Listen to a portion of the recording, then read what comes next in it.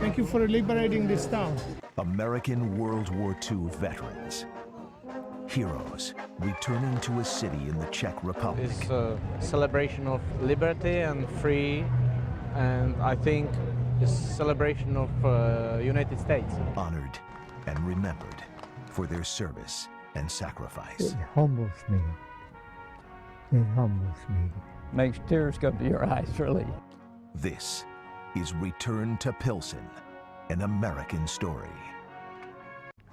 Each year, Pilsen holds a celebration to thank our World War II veterans for liberating their city, but there are fewer and fewer of those veterans around to receive the praise.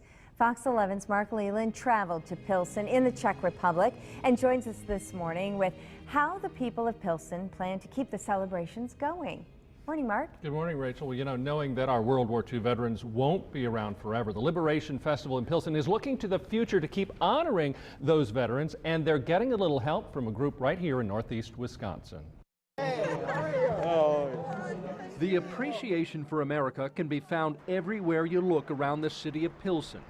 American flags, a special monument. Even the main route through town is America Boulevard. The city's annual Liberation Festival in May pays tribute to American veterans from World War II. Oh, I'm glad to see you. And the message is passed down here from generation to generation. I think they were big heroes because they rescued us from Germans or Nazis, and they helped us, they helped people which got away from the Soviet occupation. Free at last. But as fewer and fewer American veterans are able to return to Pilsen, new ideas from a new generation are emerging to keep the history alive. The sacrifice that these men have made must not be in vain. It was General George S. Patton whose Third Army pushed through Europe to Pilsen to liberate the people here, and it's Patton's grandson, George Patton Waters. Thank you, Pilsen. Who today returns to Pilsen in support of a college scholarship that bears his famous family name.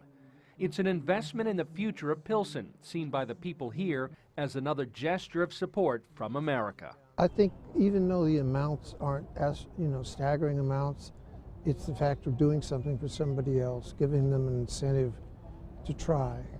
On behalf of the Brian Lavalette Foundation, the Patton family. The idea of the scholarship came from Doug Lavalette, president of the Brian Lavalette Scholarship Foundation in Northeast Wisconsin. His foundation awards dozens of scholarships honoring fallen veterans throughout Wisconsin and the United States. And when he was introduced to Waters in the Liberation Festival in Pilsen several years ago, he found the lasting legacy of American soldiers in Pilsen to be a perfect fit.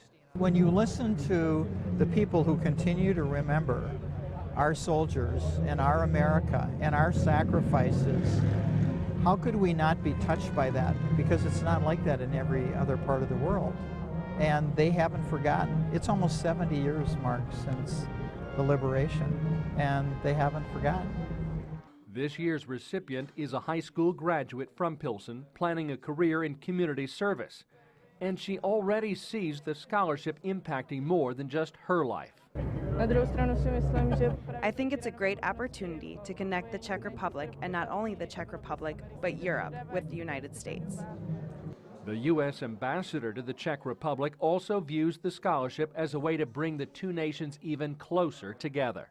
Like with keeping democracy alive, we need to keep the friendship between our two countries alive too. You got to be moving forward, you have to be trying new things. That's why we're so pleased to welcome the Lavalette Scholarship here.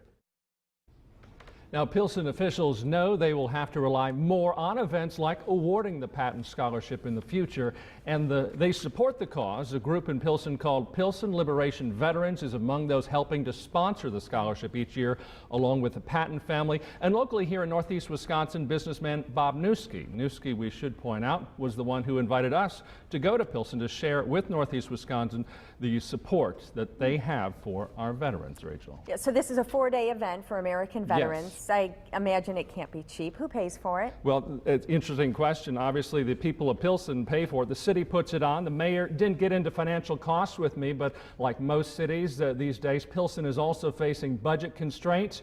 But he tells me as long as he's in office, the celebration will continue, and it's clear from the residents there that they want this to go on forever. So many people take part. And more stories to tell. Another Wisconsin connection? Another Wisconsin connection tomorrow, all the way over in the Czech Republic. Yes, I'll introduce you to a Wisconsin veteran who is sharing something special with the city of Pilsen that he's been holding on to for the past 68 years since he was there in 45 at the end of the war. Great, looking forward to that. All Thanks, right. Mark. Sure. And you can find more coverage of Return to Pilsen, an American Story, on our website, fox11online.com. To view that, click on the tab on our homepage. That's where you will find all of Mark's stories, plus photos, including ones Mark took of the Convoy of Liberty.